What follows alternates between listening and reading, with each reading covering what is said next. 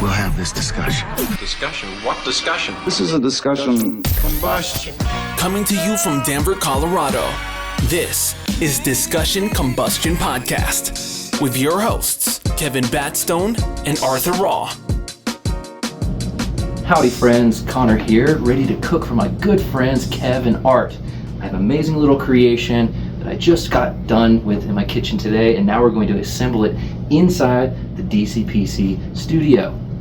Let's check it out. So, over here we have, this is a mixture of a flank steak, a pastor, and also I made the sauce by taking chili guajillo, morita, chili ancho, and cooking those things down with a bunch of onions, garlic, pepper, spices, herbs, and using the stalks of the herbs too to really enhance that flavor. And then I blitzed that down, made it into almost like a consomme, and then turned it into this sauce, and then mixed all of that delicious grill-fired meat into there. So that will be the filling for our special little treat. And we also got some amazing cheese that I picked up at the Mi Pueblo market. This is some amazing stuff. So this is the Derblano Molido, and then also right here, this lovely thing, if I snap this open, woo baby. These are some of my house-made pickled radishes. Amazing. Gives it a nice fresh little crunch. Gotta have some lime. And then over here this is the housing for our amazing treat that we got going on. These are homemade spinach and herb little pancakes. We've got, so this is what we're going to be wrapping all of our ingredients in, rolling this up with all these beautiful ingredients, and then slicing it up and almost making it into like little sushi rolls almost. Oh, I almost forgot. Guatemalan sour cream. This stuff, I just first introduced to it when I was traveling around for my cooking show, and I went to Guatemala and learned about this stuff. It's so delicious. Let's start assembling. Fellas, have you ever had anything like this? No. It smells and looks amazing. So, yeah, these are, I mean, look at the beautiful color on these things. Gorgeous. So fun. So, really what all this is, think about when you're making a pancake, you know, flour, the pancake mix and water. So, with this, I added a little bit of vegetable oil, and I added some garlic, some salt, some pepper, then I added some spinach, and I also added some Mexican oregano with some cilantro and parsley, and it just gives that beautiful color on here. So these will be our wraps. So I'll set here. First thing we're going to do is going to take this out, and this is something that I noticed when I was in South America, or in Central America as well, is they always put everything in these plastic bags, which I get it, it's cheap, it's easy, but you know, sometimes it's a pain to reseal this up. So what I have found is that to just literally take a tiny little corner off, and it's almost like a little piping agent now. So I'll be able to add this on. So we're going to start with our cream.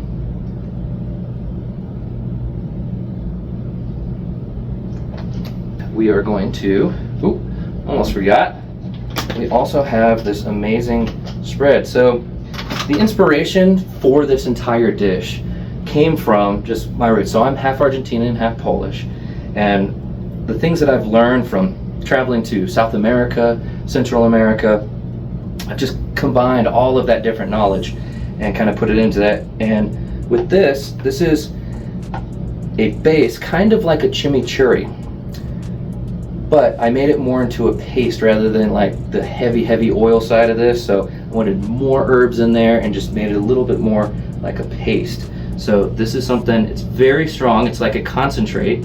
So I'm just going to put a little bit on there as a glue.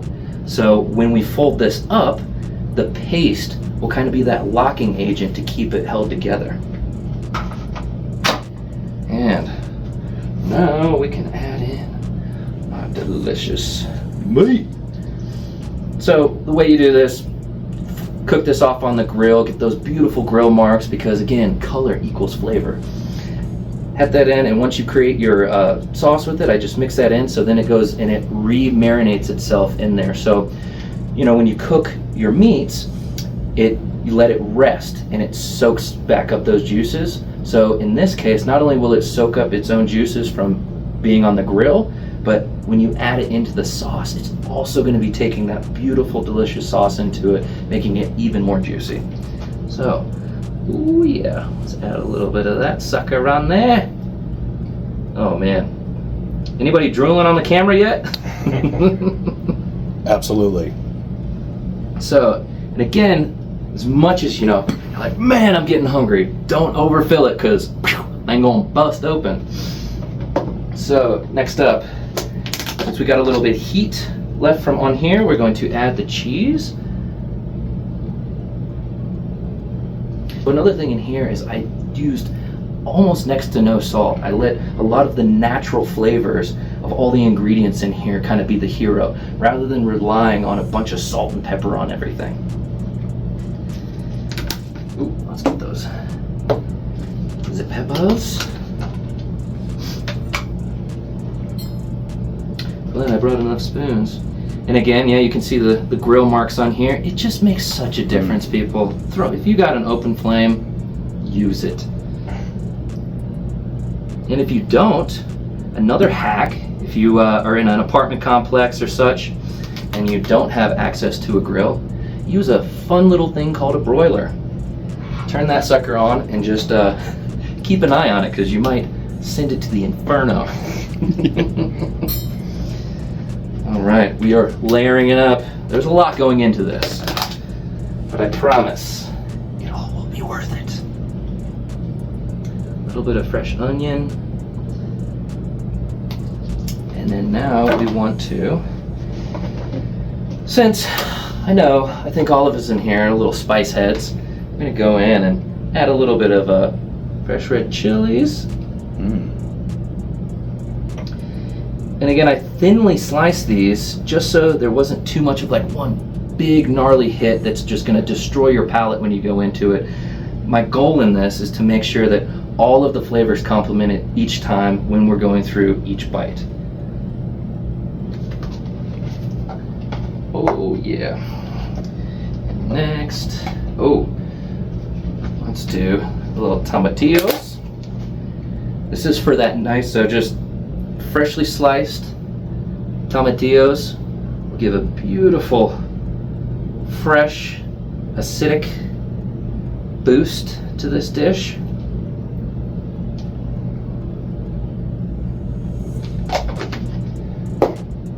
Oh, and then my beloved pickled radishes. Oh, gosh, look at that. The color of love, baby. The color of love. Don't worry, these hands are sanitized. I mean, shoot, it's looking so beautiful. I'm gonna be sad to close this thing up. Lots of color. That's it. I love to cook with some color. And so next up, we got a couple different herbs. We got our, the traditional cilantro. And again, I didn't slice these up too much just because, I wanted that sort of rustic vibe to it. We're going to be rolling it up. And then also some of this lemon basil. Oh, incredible. Such a beautiful smell. And we're just going to tear those up again. So with any type of basil, you really don't want to cut it too much because it'll bruise it and degrade in the flavor. So I would suggest tearing gives the most freshness to it. Oh, and you're like, oh my God, what else could he add to this thing? Possibly. Right here, some salad sprinkles. These guys right here, whenever you need a crunch for any dish that you have, this is a puffed rice. They made this product because they wanted to substitute out those big crazy croutons they're gonna snap a tooth on when you want a little bit of crunch. I seriously love this in my kitchen. It's such a great element to add that little bit of crunch on whatever dish you're doing. It just sends it to another level. And this one right here, we got a little chili crisp, so a little spice to it. So we're just gonna add those. Give me a little pat on the booty. Ooh. And there we go. Next, we are going to roll this up and fold your ends in like that. And again, we want our glue section to be at the top. Ooh, I did that wrong. It's all good, peeps. So we're going to roll from here. So you close that wrap up like this and just lightly, gently tug in there to just give it its form. And then we're gonna give us a wipe and put our glue, our chimichurri glue, on the wrap there. And we're gonna continue this process to roll through. Ooh, baby. And now we get our beautiful blade, which my buddy Rodrigo let me borrow his knife. Thanks, Rodrigo. And we're just gonna go and just have a nice little presentation on this. Just gonna cut here, and here. Oh yeah, we are starting to get wild. And so we'll have these. Ooh, look at the beautiful cross section. One for the chef always. And we'll set this up like this.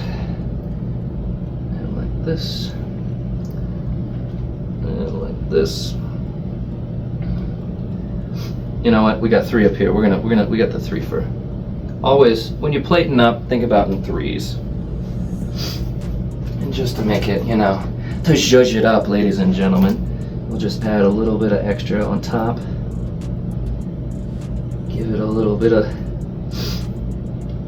forestry. The flavor forest right here. And just to be naughty, I have some, yes, it looks like regular graza, but I've actually infused this with shallots and garlic. So we're just gonna give her a little drizzle over the top. And one little spankaroo over the top. And there we have it, my friends. This is my little rendition of a kind of a culmination of South America, Central America, and all the things that I've learned on my travels around the world. So I think it's time for the best time, tasting time. You boys ready? Cheers. Alrighty. Cheers. Cheers, boys. Man.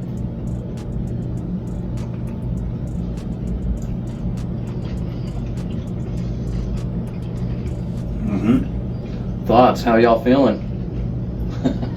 Texture is there. I like the sushi vibe, and it's like something I've never had before. And the spice coming in the middle. It's a ride. Your palate goes through a lot of different things. So many good flavors, very fresh. I can taste the fire roast. The meat's phenomenal. So many good flavors there. Like I say, always got to fly with flavor, baby. Hell yeah, brother. Yeah. Thanks for coming down and cooking for us. Oh, 100%, man. It's always good to catch up with y'all. Plenty of plenty more ingredients here. So. Oh yeah, let's rip some more up. Let's munch. Have some munch, and then let's sit on the couch and then we're gonna podcast. Let's do this. We'll have this discussion. Discussion? What discussion? Episode 294. We are 294. Yep. 294, baby. Welcome in. You just got done watching Connor make us delicious food. Try not to be in a food coma here.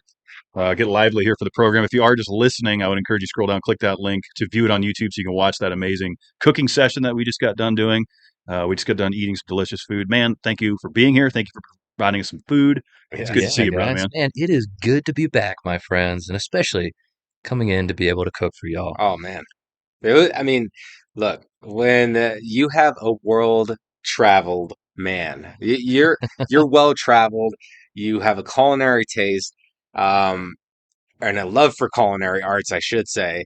And what you just did with this broccoli sushi roll with like I don't even know how to describe all the ingredients that you had in A there, lot but of ingredients. yeah, Yeah. it was super delicious. Thanks, guys. Yeah, it was just a really off the cuff little creation that I wanted to make for y'all. So I kind of had a rough premise of where I wanted to go, but really it was dictated by what I found in the grocery store and from my purveyors, and just wanted to really experiment. So that dish that you had tonight, I've never made before. It was sort of a culmination of all these different things and techniques and such, and flavor profiles that I've developed from traveling around the world with my cooking show and such. So, Mhm. hope you guys enjoyed it. So, you got the first taste of that dish. I don't even know what to call it. That was going to be my next question. What are you going to call that thing?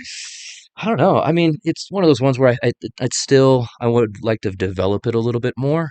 I'm always very critical of myself and like, oh, I could have done this better or done that better. But yeah, Where were you critical tonight? Was it the heating? I feel like that's where you're going to go with The it, spice level, you mean? or, Or the Yeah. temperature? or the temperature. Um, Like what were you critical with? Just from an observer, that's what I would have thought. yeah. Is So I think with the being able to, if I was able to set up my little makeshift kitchen in the studio, being able to toast off that little wrap would have been just because we had so many different things inside of there that were kind of almost like diluting the wrap and sort of making it almost soggy. It wasn't too soggy, but it could if it would have I don't sat think it too was, I long. don't think it was. You know, It was Yeah, good. I It didn't was see really any fresh. sog to it. I Like think it just needed a little more structure. a little more structure. Yeah. Like if you like you said, toasted it. Yeah. So you would roll it and then zap it on each side to kind of lock everything in. Oh yeah, Mhm. Okay. Get it crunchy. yeah. A little bit of I thought it was phenomenal. The flavor was there. Yeah, I mean, what a treat. And then also served by a friend that I'm also a fan of because you are always getting creative. Your hair's different every time that you come on the show. That is true, isn't it? It's different. It's been different every time you come on. And, Oh, yeah. and we were talking before we got on here. We've actually like known each other a little over 4 years. Yeah, and You it know? all started from a little networking event, and I know, right? yeah, just sat down on a couch next to y'all, and next thing you know, we hit it off, and here we are. And dude, to think like where all of us were at Mhm. 4 years ago, It's I mean, amazing. so much has changed. I mean, I know for myself, Oh, like, wow. geez, I mean, even from the last time that was on, like, that was like right before I embarked on this huge wave of everything with the Staajh, the Cook's venture, and going to all these different countries and just my gosh, I have so much to share. I will keep some of it secret because I want to Yes. leave that for the show. But yeah, it's awesome to be here, guys. I'm so stoked. It's great to have you back for sure. You've been all over the world. I mean, so you were gone how long? Since you left Denver, I should say. Man, I mean, I was traveling off and on for almost 2 years. Yeah. I mean, that's for filming the cooking show. It was about 2 years, and I mean, it's going over 2 years now because we're finished filming. All the filming is complete. It's wrapped. It's wrapped.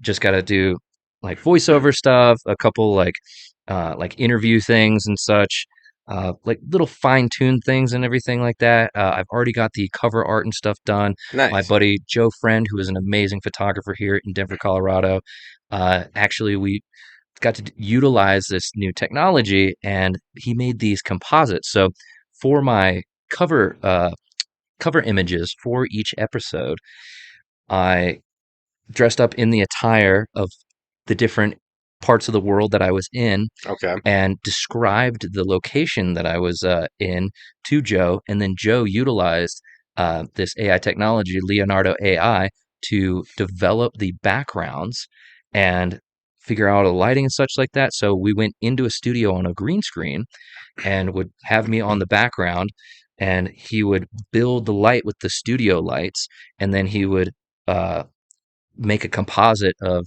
the AI generated background, because obviously we couldn't fly to every single location and country that I went to, and we zhuzhed it up a little bit, made it a little bit more fantastical, because when you're looking at like a movie cover or episode covers, like you want that like visual impact, right? So we just got those done. I just uploaded those to my site, and yeah, it's just a thing of I'm to be completely honest with all it, it's I have to replenish my budgets. I self-funded this entire Yeah. thing through my design agency, and Funded by your passion. exactly funded by it. Yeah, very much. Funded So, by passion. and I remember, we talked a little bit of last time when I was here, and I was saying what I wanted to do. But I mean, now that I'm complete with that, like I just had a article release in Westword for it was an article called Peak Performance, where I was one of several other people who did super challenges on Colorado 14ers. So for my season finale episode, I went to Mount Bierstadt and I fabricated a sled with my makeshift kitchen and all of my ingredients on it that I built with my dad out of the cabin. Okay. And then I had a deer harness and I strapped that sled up to my back. Damn. And it was roughly about 100 pounds, and I sledded that whole thing to the top of Mount Bierstadt, set up my makeshift kitchen, and cooked gourmet meals for unsuspecting hikers. Wow. So just people passing by, you're like, hey, we got some food for you up here. Yeah, they're like, like, what? What? Yeah. That's cool. That So- is awesome. I can't wait to watch that. That's gonna be awesome. The look on these people's faces, I bet. Oh, fun. yeah. At the Like- summit. Yeah. They're like, this is better food than I've had in a restaurant, let alone like being at 14,000 feet up. He's like, I'm going to take this Cliff Bar and see you later. Yeah. 86 the Cliff Bar. Yeah. Wow. That's just pretty cool, awesome. man. So, like, are you thinking about doing this stuff before you go to sleep at night? Like, where's this coming from? Man, it just, I just, man, it really. Is there a place like that you've noticed your ideas pop up the most? Like, is it during a show? Like, you hear these cliche things of when people like get good ideas. Like this one guy, like for Nintendo, he had like Mhm. he would swim and write. He had like a waterproof pen and paper Oh, really? No, I that he haven't heard could of that. write with while he was swimming, because that's when he had Interesting. his best ideas. I mean, That is I've interesting. I've definitely had some good ideas. Like in the shower, the steam will go up on like the window or something, and I've when I'm doing design work, I'll like draw preliminary logos or something like on there, notes. But Oh, with the fog? yeah, with the fog, yeah, Okay. and All those fog notes. fog notes. Yeah, take me into the fog. But as far as the cooking stuff, man, I think it really comes from when I'm around people and seeing other people cooking, going and seeing these different cultures, and like an idea will come to me, and then I'll write it down in my sketchbook. And I mean, when I was figuring out like for the show, like where I was going to go with all this stuff, I'd had like a little spreadsheet of like just the wildest ideas, and I'm like, okay, how could I make these things actually happen? And I mean, I had way more than the 10 that I had set out, Mhm. but you learn real quick when you're out there in the elements and doing this for the first time. Like, I have no training in this. I just had the idea, He's just giving it a shot. gave it a shot, man. And some of them you crash and burn. And, I think, what was it, episode 3 or something is called, and now your like plans are canceled or something like Mhm. that. That's bad of me that I don't know the episode name, but my mind is racing on all No, this. you're Sure. good. You're good. And so is it like a 10 episode series? Yes, Or did you do more? 10 episodes for season 1. That's like perfect amount, I think. I think so binge-worthy. too. Yeah. About 30, 40 minutes per ep. Yeah. Perfect. Yeah, it's going to be long format because there's just so much. I mean, it is a daunting task Oh, yeah. to go through all Oh, of sure. that stuff. And like you said, it's kind of in the post edit now, so voiceovers, Oh yeah. circling back and polishing some things up. Mhm. What, is there a 2025 release date? I mean, probably not, because Yeah. I have a lot of personal things that are kind of going on Sure. that need to be handled first. And I mean, well, I'll jump right into it saying how, like, yes, this was an incredible experience. I learned so much. I met some incredible people. I mean, shoot, I met my wife on this journey. Yeah. Amazing. So episode 7 is the love story. Oh, okay. So, Spicy. Yeah, Ooh. I actually, I mean, I won't disclose all of the information, but I actually filmed her before we even met. I was in Warsaw, Poland, and I was testing out local cuisine and checking out the old village area. And I'm walking through these little cobblestone streets, and I hear this beautiful violin start playing. And I'm like, oh, where is this coming from? And I come around the corner and I look, and right up there in the square, the sun is shining. There's horses going by, people walking around, and this guy is just ripping this violin. It's magical. I'm like, dang, sweet shot. We set up the camera and start filming. And as soon as we start filming, this beautiful lady comes out of the crowd, takes a little money out of her purse, puts it down in his violin case, and I was like, oh, sick B-roll. So I jump out, finish right up there. I put a little bit of money into the violin case. Guy thanks me.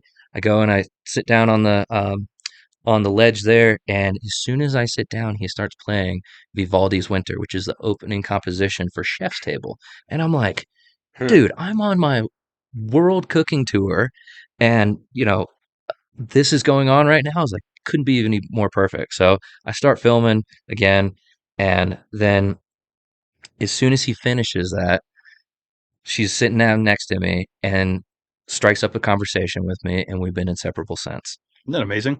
Like, who would have thought? That's a hell of a love story. Yeah. I mean, that's gonna be a fun one to tell over and over again. People are like, well, how'd you meet? And you're like, well, let me tell you. Yeah. Well, watch Roll the episode beef 7. Yeah.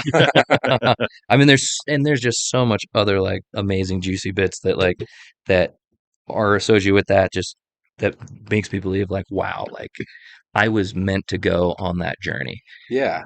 I mean, I have a couple things that I want to say here. Yeah. The first thing is, isn't it funny how when you're pursuing your passion and chasing your dreams and fulfilling yourself, you find the love of your life? Yeah. First off, I just want to point that out. That's what happened. And then the second question I had is, you went to all these different cultures Mhm. and tried all these different foods. So which culture has the best chefs? It's a loaded question. Man, you about to get me stabbed, boy. Bringing the heat. No, man. You can defer that. I You defer. mean, Putting Staajh on the spot yeah, here. no, jeez. Who's got? I just like a favorite location, which I didn't go to on this journey, but where I have been prior.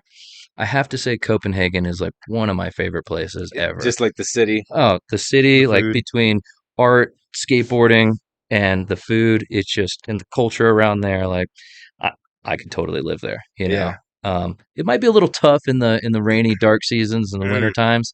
I might have to travel elsewhere because I'm a sunshine person. Yeah. But Same. overall, like it's rad, man. I first traveled there for skateboarding and would go out to the contests out there and just fell in love with it. And then obviously, like, I love food. So, I mean, some of the world's best restaurants are there and some of the most innovative chefs. And my palate is always challenged when I go to Copenhagen. Interesting. Well, in like big cities like that too, it seems like there is a lot of different cultures that live within one place as well. 100%. Yeah. So Especially in even Europe. yeah, I mean, in Europe when I was out in Sweden last year, like I had a bunch of different types of food that you wouldn't like expect is in Sweden, no. right? No. So it's fun. It's fun to taste the world and like and what you just what you finished doing and filmed, like a lot of people would be like, I want to do that. I that sounds fun, but did they actually like start booking tickets? Right. To Yeah. inspire people to travel Mhm. there. Because I want to know more about, I'm Polish. So Yeah. mom's last maiden name was Zawadzki. So we have deep roots to Interesting. Poland. So you've been there. Yeah. You've Oh, tasted the cuisine on the ground. yes, sir. What was some of the best, like, true Polish cuisine that you had? Well, probably one of the most wild dishes that is actually associated with episode 7 is hotnek. Hmm. And if I spelled that for you, you would look at me like, what? And it took me forever to figure out how to properly pronounce that. But what it is a summer like cold soup. It's a beet soup. Like borscht? It's made with kefir, beets, cucumber, hard-boiled eggs, I mean, radishes, bunch of dill, parsley, and a little bit of sour cream. Like and it's like a soup, and it's it's literally like the color of my shirt. It's served hot.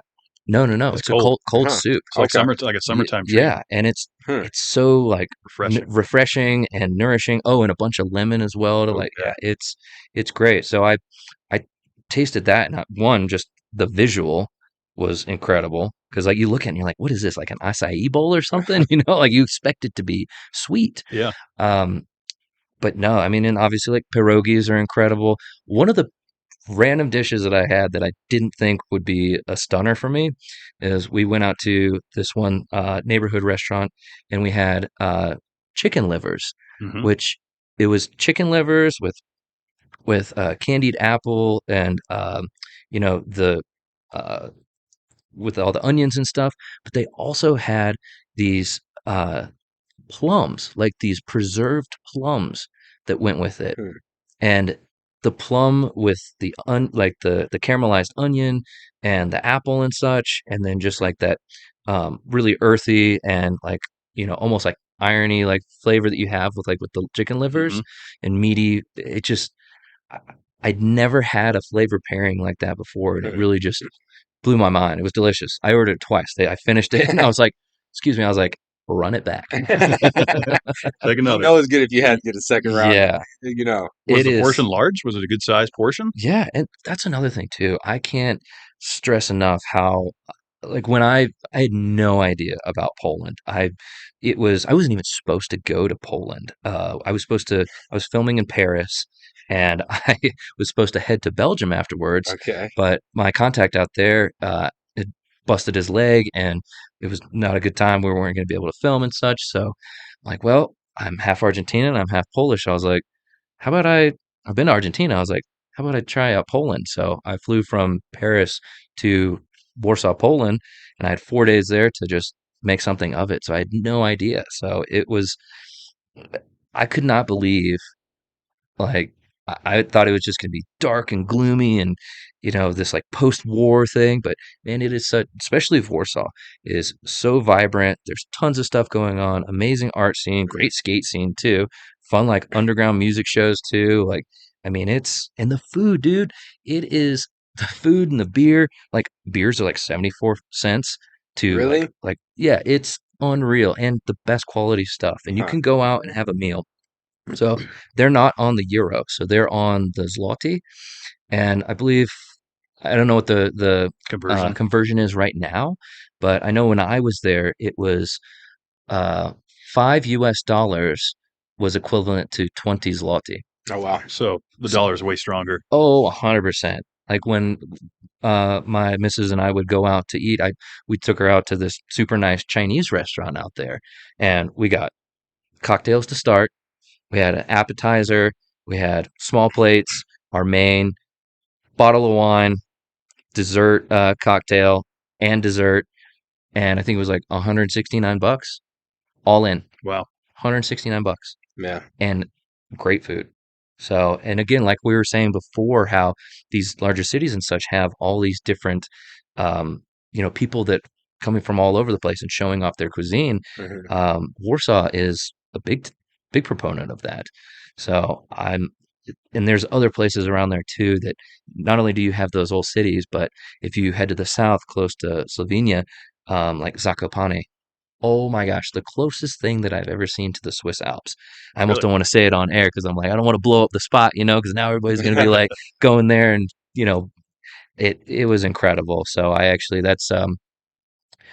we went out there for my lady's birthday. We rented a little mountain cabin out there and hiked through and got to go to these glacier lakes. And it just is breathtaking. And everybody's just super friendly and just A lot of people speak English, yeah, yeah, there's quite a few that do speak English in Poland. and so they speak Polish. Polish, correct? It's a Yeah, tough language. Because I don't know how many yeah. how many languages are in Europe exactly. Like Quite a few. there's a lot. Oh yeah, it's a melting pot. Yeah, it really is. Polish is a very tough one. It's one of the few places where I'm like I've traveled around to where the signs, the street signs, it's like starts with a uh, CRV, and then it's like blah blah blah blah, and then ski at the end of it. Everything's got a ski on it. Yeah, there's a ski. And I'm like, what is this? So I would just like memorize the last like four letters of like the street that I needed to turn down. I'm like, okay, I think that works. Oh Yeah. my gosh. That's interesting. I'd like to get over there someday, though. Yeah. Just so much family history, and I love the food. Yeah. Like guamkis. You ever mess around with any of those? Oh yeah. Like that's basically a Polish cabbage roll, right? Yep. Oh yeah. It's muy delicioso. And there's there's so many other dishes that is like blanking in my mind right now. Yeah. But it's yeah, I highly recommend it. They've got a whole. I mean, they've got people from all over the place. Yeah. There. Melting And- pot. Yeah. Total melting pot. So then from there, your travels took you to, was this before you went to the Emirates? Yes, that was before I went to the Emirates. Okay. Because And then you then went over there and got to experience that. yes, and that was wild. Just seeing all the different another melting pot of people, and seeing, like being in Khalidia Village, where my buddy had a skate shop down there, and then right next to him was a uh, Saudi bakery, Mm. and just they constantly were busy every moment of the day. They have this oven that was in there, and they have the crazy stick that goes in, and they like throw that thing in, and they have this hook that they like once it bubbles and bubbles up, they like use this poker thing to like stab it in there so it releases the pressure, and then they whip it around on this thing and pull it out. I mean, it cooks in like a minute, like less than a minute, and just so fast. And then they've got like the tandoori, and it just was fascinating watching these guys work and just rolling up. There would be guys on bikes, and they would just wrap everything up, send them out for a delivery, or people would come in and they just buy stacks of them. But that place never shut down, and it was cool to see that. Even though I was in the UAE, it's like I get to see like this Saudi Arabian like style of bread making. How was it? I'm sure you tried it. Oh, it was incredible. Yeah. Yes. I filmed a lot in there too, and they got to bring me back into the kitchen and show Oh, me that's all this cool. stuff. Yeah. And, Yeah, you're just like, look, I'm the Staajh, and they're like, really? And then you're all like talking, and then you just get all this access. Man, that the biggest thing I'll say from traveling around. So Hmm. the whole premise for Staajh is to challenge myself physically and mentally on all these adventures, and two is to inspire. I want to inspire people to like check out the world, learn about these different cultures, push yourself into like, learning these new techniques, or just hearing other people's stories. I think it's so Hmm. important for us, and obviously based around cooking. So, I mean, I'm so grateful that I did all of that. I feel like such a sharper human and a better communicator as well. Not just for cooking, but just for any sort of aspect in my life, because I've got to see and experience how all these different people live. Hmm. There is like a new maturity to you since last time we met. Oh, really? You can As tell I'm sitting here with my like Hawaiian shirt on and such. he's a traveled man now, with a more enhanced palate, creative ingredient ability, right? Yeah. Like you said today, you're thinking like, what am I going to do? You just walk in the store, you start grabbing stuff. Now, do you base it around the protein first? Like, let's start with what protein we're going to work with, or do you just how do you get to the final product? Where do you begin? It's Well, I think I treat it a lot like, because first and foremost, like I'm artist and a designer. So I apply a lot of my design and my artistic principles to how I cook. So thinking about like the hierarchy, the color palette, how I want to invoke an emotion or a flavor from Hmm. something, and also just creative problem solving. So when you say like, oh, do I start with a protein? Sure, I could, and then I could go down a whole different route. Or if I know that, okay, I have a pineapple, I'm like, start your focal point on a pineapple. What can you do with a pineapple? And then I can build from there. So I just figure out what is my starting point, and then I start developing from there. And um, it's kind of like artists, like, well, I've got my rough color palette. Let's see what I start creating on this canvas. Hmm. And as you're working through and seeing this image come to life and finding your direction, it's the same, similar to me, like when I'm working in the kitchen, is like as I'm working with these ingredients and I'm tasting this, I'm painting my picture and developing my palette and the flavor and the intention. And I'm like, oh wow, I could do this with the pineapple and turn it to this, maybe grill it here and that. And then it sends me on down to a whole new line. So sometimes I don't even know what I'm going to cook up until like the last moment. Yeah, But you could throw a random bag of groceries at me, and I Yeah. guarantee you'll I can come up make with something. something amazing. Yeah. That's the fun creative part because you said, I don't know if you said it on mic or off mic, that you don't do recipes. You create as you go. Yeah, 100%. It's Yeah. not like when's your recipe or your cookbook coming out? I was like, Hmm.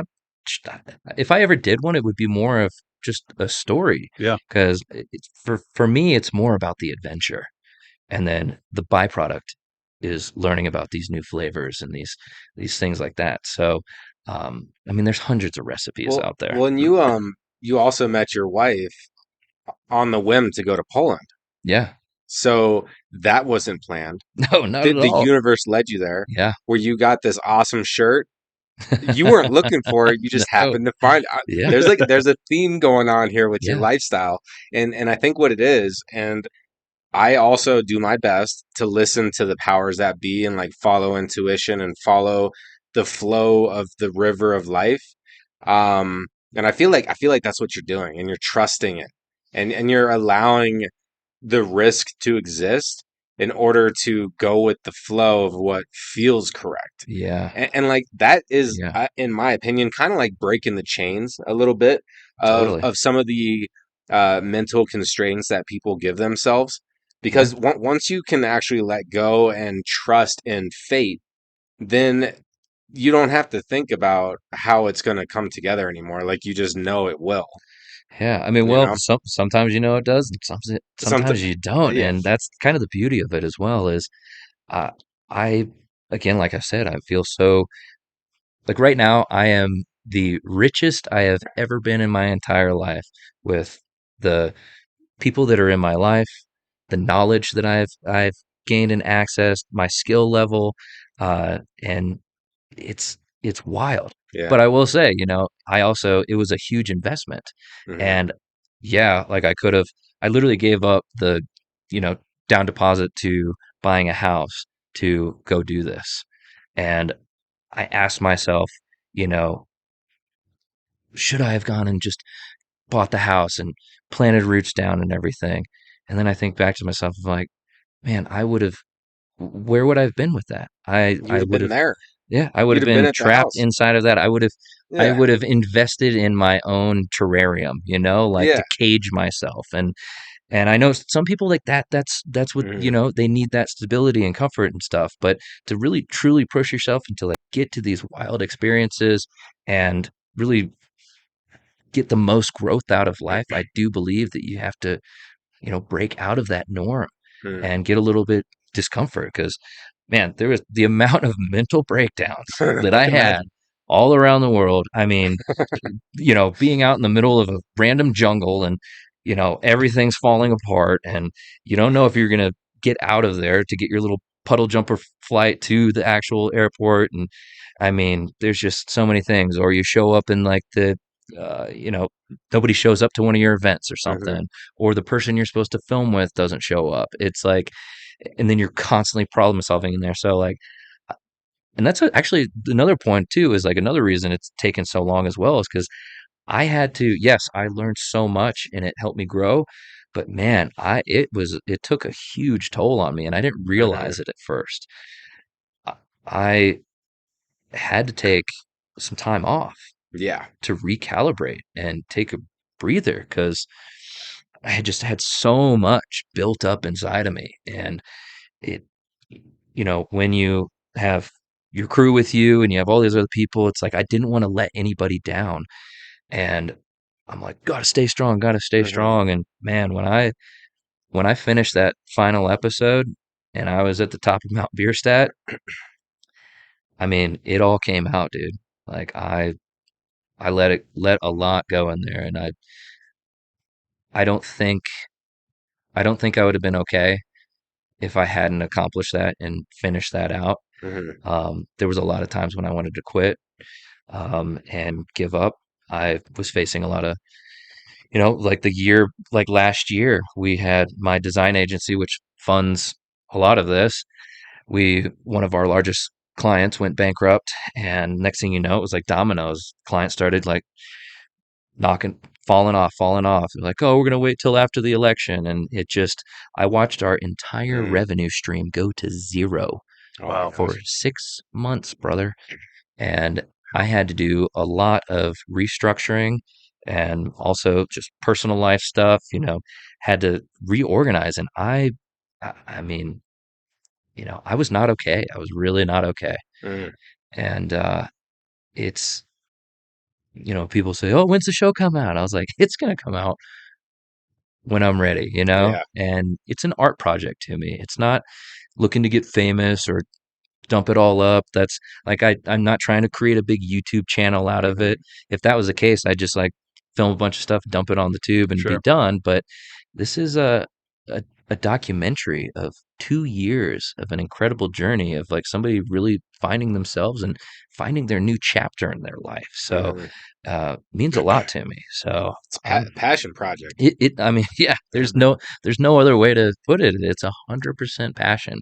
Passion is what, got me out of bed when I'm sweating in the floor of some jungle, or got me up and out, like to make my flight and to keep going, or to like turn the smile on. Like that's another thing too, When the is camera's on. yeah, you You know? gotta, Got to be that guy. nobody wants to see the sad guy traveling, and I mean, there was, Isn't that the truth? yeah, it was really tough. I mean, one moment I'm there, like, fighting back tears and frustrations, and then it's like 3, 2, 1, action. You gotta go and look alive and show all these things and get people hyped and stoked on it. And it was a lot, man. So I have a new appreciation for people who do all this stuff, How because about that? it is not easy. Would you say hands down most difficult thing you've ever been through in life? I mean, yeah, I mean, so many life challenges in all of those things. Yeah. And I mean, leading up, like we said before in the past podcast, it was like right before that, I got hit by that car and Right. almost died. Oh, So, dude, you were wrecked. Yeah, there. you were wrecked. Holy so- crap. You're on your bicycle when that happened, right? Yeah, that was me training for the 3-country course meal. That's one of the episodes where I cycle across Wales, England, and Scotland with my camping stuff on one side of my bike and my cooking gear on the other side, and I would forage for food and create a dish in each location in each country before I would leave. Yeah, so it's wild to say, like, if the listeners out there is my biggest thing is, if you have this wild idea, give it a go. I think about like what my dad said to me when I started my first company. Is he's like, you know what, Connor? He's like, remember, you have the rest of your entire life to work. If you have the drive and the passion, like, do it now. Go for it. Mhm. And if you go down the line and it gets way too tough, and obviously don't put yourself into a dire situation and Sure. everything, but it's better to give it a try, because we only got one shot on this thing. Yeah. One shot. So I encourage people to, pursue your passion, and you might be very humbly surprised at what you might discover on that journey. Yeah. Well, and I think people too kind of want like the overnight results, like you were talking about, like, oh, yeah. when's it coming out? When is it? Can I? Yeah, I want to scroll. I want to see the clips. I want it now, now, now. This is a 2-year project for you. You're letting it marinate, take its time. It's slow cooking. That's letting the journey marinate and taking it Slow all in. cooking. I like Yeah, that. slow and low, baby. Whereas I think a lot of folks get discouraged, like, oh, that's too hard. That's going to take too long. You don't have the money for that. Maybe when, if, and once I get here. You're saying do it now. Yeah. Let's let her rip. Full Yeah. send it now. I mean, if you're able, I mean, we're doing an article tomorrow on Happy Friday about a guy that sold everything to buy a sailboat. He Yeah. took him and his cat and he sailed to Hawaii. Amazing. See, and there's the only person that's telling you no is you. Mhm. Like, yeah, other people can discourage you, shut and stuff like that, but it's like you can do this. Yeah. It's amazing. Like, Well, and I appreciate how real you're being talking about this journey too, because it was full of exciting times, meeting the love of your life, like all these different experiences, getting in bike wrecks, and then also at the end realizing like this weight of what you just accomplished, and always being on for 2 years straight. Like that also takes a toll. So it's like mhm. you can have all these fun times, but in a lot of ways, the greatest experiences come from a sense of suffering to get there, Yeah. in a sense. Mhm. And so I appreciate you being honest about like letting it out, because modern Yeah. men cry. You could be masculine and let the tears flow. Yeah. But like it's a joke if we're sitting here saying that like it's easy to do all this stuff, or it's easy to keep showing up even when you're broke and your company is not performing like it was. And Oh, there yeah. was so many opportunities for you to just be like, you know what, like that was the final straw, I'm going to quit. But Quit. like you said, if you would have done that, you would have ended up kind of disappointed in yourself, like Yeah. for not seeing it through. Well, and it would have, all that, all that work that I did would be for nothing. So yeah, I might not have hit my goal of releasing this thing like a year ago, but I know to myself that it will get done. And I also I pushed because I'm very stubborn. Mhm. I'm like, I pushed it probably a little bit farther than I should have. And I realized like, wow, like if you continue to push this, I was like, then you're probably going to lose your design agency because I Yeah. needed to like crisis things were on fire. I needed to focus on that. And it was, and then personal life stuff too. So it, it's a foundation. It's like if you're, I realized that my foundation was starting to shake and move. And how am I supposed to start, showing people all the beautiful rooms if like the foundation of the house is going to break? Sure. So I had to do some reconstruction to get through all of that. And, one of my good buddies was saying, he's like, dude, the only person that's, putting a deadline on this is you. Mhm. And I'm like, yeah, you're right. And I, there's just so many great stories. All the people that I've met, I want to tell those stories and honor them through that. And I'm so grateful for each and every one that has helped me along through this. And, speaking about personal stuff, like, Mhm. like Alina has been such a huge supporter of this, not only just because she's literally a part of the journey, but, when I'm, at my wit's end and feeling like, when the my design company was struggling and I was like, gosh, I just feel like a loser. Like, am I not a good designer? Am I don't know what I'm doing in business? Like, what is going on? Like, she was my rock there to help me through a lot of that. So again, like I went through this big investment to find another person to help me through that. And that, I guess that's a message to the listeners right now is, ask for more help and really reach out to people. Like that was a big thing as I try to be strong and hold Mhm. on to so much stuff is like, no, I'm going to figure this out. But as soon as I started letting more people in and sharing that stuff, it it helped me through it. And I guarantee it saved me. And there was a lot of times that I got really, really low and Mhm. just wanted to give up. There were some days that I just slept, man. I Yeah. did not. Damn. And you know me, I got a lot of energy. I love to be out. And Oh Yeah. yeah. for me, I just would lay in bed and not do anything. It was like that like a stun, like a one of those flashbang grenades went Yeah. off. It's like, "Bing!" Like that's what it felt like, and felt like my blanket was super heavy over me, and I'm just like thinking of all the things that had to get done, and just how I'm missing deadlines on this, and Mhm. I'm like, what's even the point? What's even the point? Why Mhm. even keep going? And you sink into that dark hole, and then I get a message from Alina, or I get a message from one of my friends, or I'd flip open Instagram and I'd see people and I'd be like, you know what, look at this, like there are people that are counting on you for this. Get your ass up out of bed, Mhm. take a deep breath, go on a walk. My God, I need to Yes, do please. more walks, and just no phone, no nothing, just go walk and focus on your breathing. And my God, that helped me so much. So Hell yeah. yeah, Incredible journey, huh? dude, it has been wild. I've been ups and downs, on tops of mountains and underneath the onto the ocean floor spearfishing for lobsters. Man, That is awesome. yeah.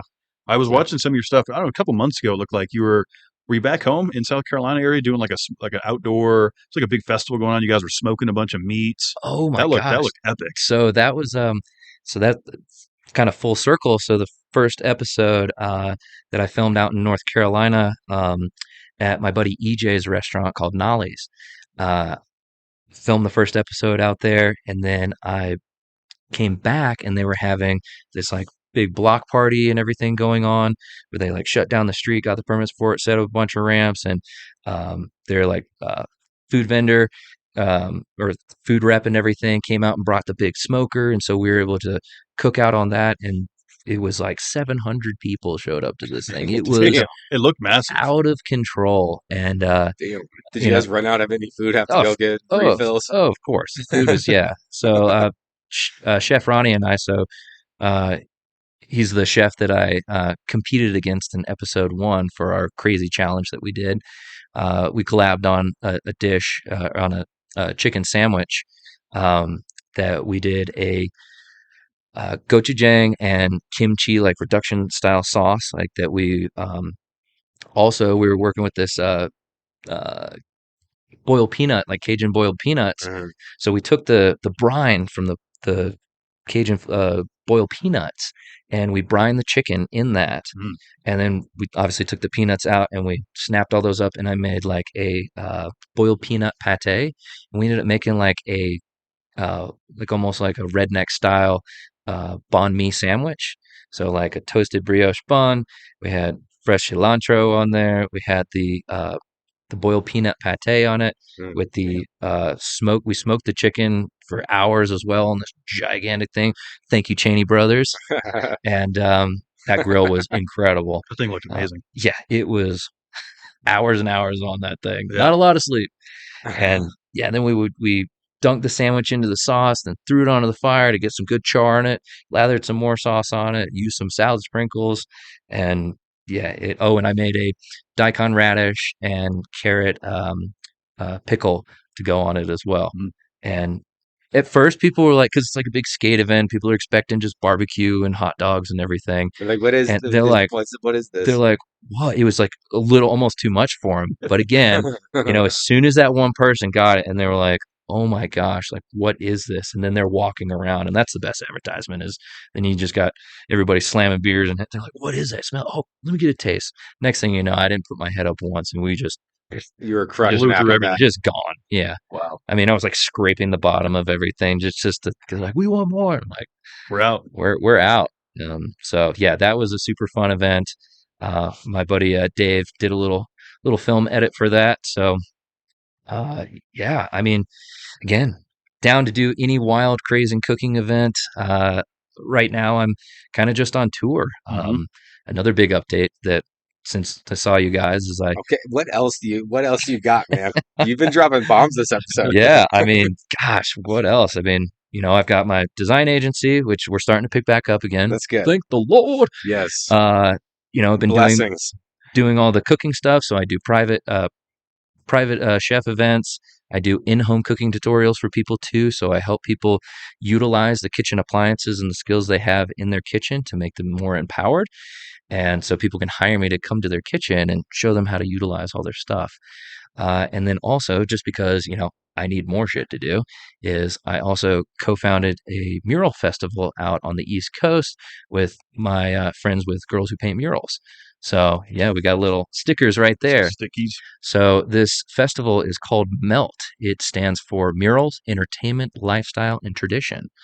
And we are trying to bring Charleston's first ever Muralist Festival, specifically geared around celebrating the tradition of public art and working with muralists. There's tons of different art festivals, but nothing specifically for muralists. So as a mural artist myself and my other co-founders, it's 100% by artists for artists, and we're funding this whole thing ourselves. I'm doing all the design work, helping with the sponsorships, getting all the city permits, and just everything. Again, A lot of pieces to the puzzle. yeah, once again, just diving in to really never done anything like this before, but giving it a go. And and again, understanding that there's no way I could do it myself, and so glad to have the Girls Who Paint Murals, Allie and Christine, they have been crushing it on doing outreach and handling all the, artist resume stuff and everything. We have 6 featured artists from all different parts of the world. It was incredible. We had over 150 applicants Really? apply for this. And we didn't know Yeah. advertising, just started an Instagram, made the website, and put it out there. And next thing you know, people started applying to this thing, and it's pretty incredible. That was one of the toughest things too, was to go through there were so many amazing artists, and to pick 6 out of that many, That's good. Yeah. it was rough. It was us, and then also the city of North Charleston. So North Charleston is one of our sponsors and is helping us put this on. And it's going to be like a block party style festival.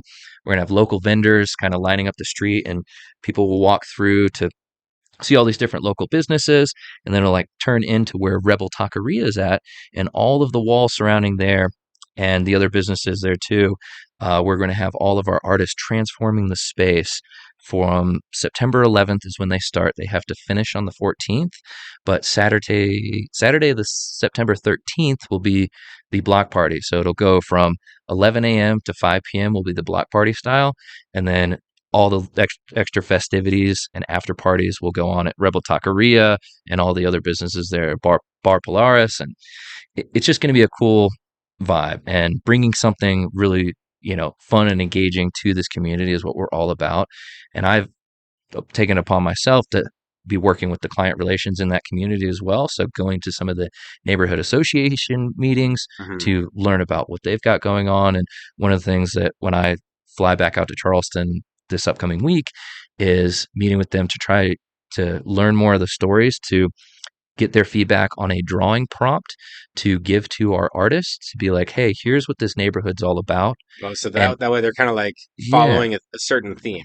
Yeah, exactly. And so again, the artists have complete creative freedom on everything. Obviously, no profanity and anything that's going to be too vulgar. But it's like, hey, here's a starting point. If you want to play off of like some of the stories and the heritage of this neighborhood, let's see your rendition of it. So that way the community can feel more engaged with what's going on rather than just, oh, we came in and just did their thing. Yeah, did their thing. So, lots of things going on. So those are my big three. No, awesome. I have big four commitments, Alina, number one, my design agency, my cooking company, Staajh, and then the mural festival. So needless to say, a lot of things are going on, my friends. A lot of irons in the fire. Yes. So Man. I'm hoping it'll smooth out a little bit, because right now I'm doing my best on everything, but me being a perfectionist, it's like I feel like I'm doing everything not to the level that I would like to be right now, because I'm just spread so thin. Yeah, and you don't have any time for a vacay or some downtime. I mean, the only downtimes I get is when, like, say a client cancels or something. I'm like, oh well, I was going to be on this call for 2 hours, so maybe we'll go for a bike ride or go for those walks and put my phone on silent. So that's kind of my thing, and I don't know, I probably should, but I feel like if I let off, there's so many engines. It's like a train going forward. If I let off the gas, it's just going to fall down. You got this right now. I feel like this 2025, like you did all the filming. You've already discovered you have 2 years of major hustle in you. Yeah. Before you start getting to like that breaking point. So how long has this current session been in progress? What are you thinking? Like, you've been going hard for like the last year? Gosh. Like, where are we at? Oh. And then we're going to schedule your vacation with this information. Yeah, right. I mean, I've been going hard since I started the Staajh thing. Yeah. I mean, from that first silly little video upload that I had when I started Staajh when I had just come off of a major knee surgery. So those first clips are me on crutches walking into the frame, like, I don't know where this is gonna go. And I mean, I've been hustling since that day 4. So well, okay, so this is one thing I've been thinking about, because I get in my own head and want to do nothing as well. Yeah. But when I've been chasing doing nothing, and I've been fortunate enough to be able to accomplish that in some shape or form, but I think about it, and truly my favorite days, like my best days, are days when I was productive all day. It wasn't the day where I was relaxing, watching movies. Like, if I really think about it. So, like, sometimes for me to keep going, it's really just a mentality change of like being aware of how I'm thinking about stuff, and like how am I focusing? What's the echo chamber saying in the head? Yeah. And like just being extra self-conscious about what I'm saying to myself, because I've been practicing affirmations for over 20 years, and I still get negative ones that just pop up. Like, it's constant work. And especially when you're stretching yourself thin or like dealing with struggles, it's then a balance. You start to second guess yourself. Well, and affirmations are crucial in that spot. I'm sure you went through some of that where you're like, I got to keep pushing. I got this. We're going to get through this event. We're going to get through tonight. We're going to reevaluate, whatever. Just little things like that you say to yourself, and you're like, okay, we got this. Let's keep pushing. 1 more hour. Help me get 1 more. Just 1 more. Let's go. Yeah. It's for me, that's like almost necessary, because it's easy to throw in the towel. 100%. the things that, when you get down in that dark hole is I just think about how all the smiles that I put on people's faces, like, sharing and cooking for them.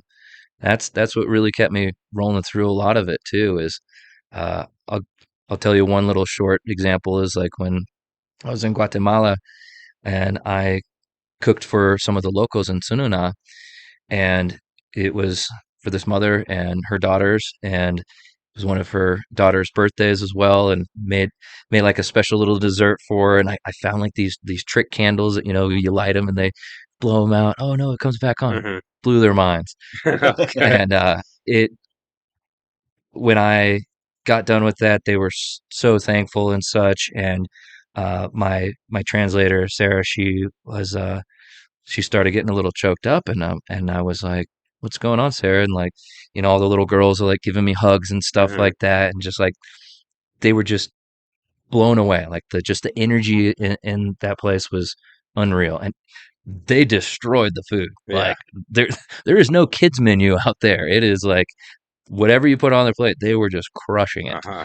And I utilized all of the local ingredients that were there, but I just used different techniques and such, so it like was even more amazing than like they were like, whoa, this is all the stuff that we're used to eating, but we've never had it in this way before.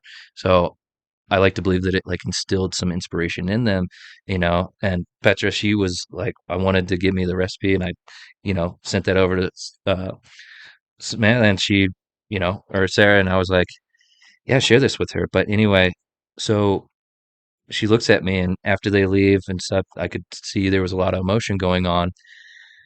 And she said to me, uh, she just wants to let you know like how appreciative she is, and that is the happiest that she's seen her little girls be since their father was murdered last month. Oh my gosh. Wow. That's deep. Yeah. And I mean, that, God, just hit me so hard. And I carry that with me. So every time that I wanted to give up, I'm like, I think of those little girls and just how much joy a meal and just the thoughtfulness Mhm. of a visitor coming and sharing rather than being a tourist and taking. And I, instilled that across everything that I do, whether it's working with new clients with my design agency or meeting new people when they hire me to come to their home. It's like, I just want to share that energy and that passion with people and get them inspired to cook, to learn, to think different, and just everybody sit down at a table and have a meal together. Mhm. Classic. Yeah. And it's moments like that, like you said, that you hold on to. Like this is what we do it for. Yeah. Those little moments, those little victories, knowing that you impacted someone's life that day. 100%. Yeah. That's And And you never know what huge. people are going through. You never And that's know. why it's You just good don't know. to be like, I keep seeing this one pop up. Like, it's free to be kind. Like, It is. like it costs nothing. Yeah, 100%. And just y- who knows? Like it could be maybe opening a door for somebody, or hey, Mhm. sharing a bit of your food with somebody. Like who knows what it is? Like that honestly could be that one thing that kept that person off of the ledge. Yeah. You know what I It's mean? true. Like that to get serious about it. It's you never know. So I know that I had plenty of little simple acts of kindness and generosity when I was adventuring around, and I was in these different countries that I've never been to and alone a lot of the times. And when I would meeting strangers that took me in and Mhm. such. So, like episode 2 is called, uh, traveling to strangers. And Okay. it sounds weird, but it's so true. And the meaning behind that is that I just booked the plane ticket and I went there. I knew Yeah. nobody, and then ended up meeting incredible Mhm. people. My friend Arturo, like incredible chef, took me under his wing and just took me to these incredible places that I've never been Yeah. to before. I mean, ended up getting a tattoo out there the first night I was out there with it, like Nice. it just, and What I is it? Is just, it a What is it? goose?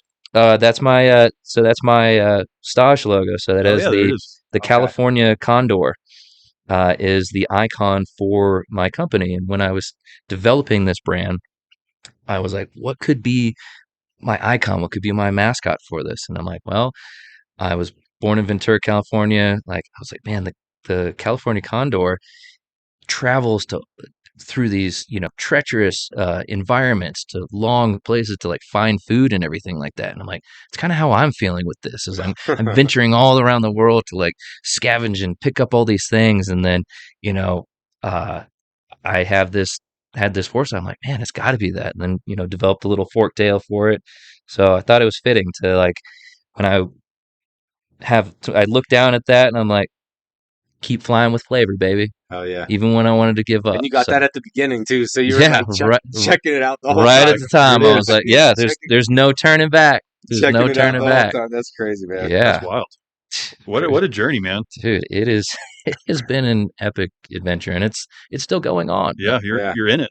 100%. You're riding the wave. Yeah, showing up to DCPC, 100%. putting on. What a solid I mean, lad. that was one of the most delicious dishes I've had in I'm a so long glad time. that I've had. It was so good. So you're still killing it, man, and we got your support. I mean, Oh, thank you you, got man. our support, and I know we got your support too. Oh, 100%. But anything you need from us, man, because I believe in your purpose behind all this and how you talk about it, how you present it. It's authentic, and more people like you that take a risk and like make people's day better by being authentic. That helps the world be a better place, man. So I appreciate 100%. you for that. Solid Yeah. lad. Yeah, I Ever since appreciate the you first guys. night we met, I remember I was like, this dude's he's a good one.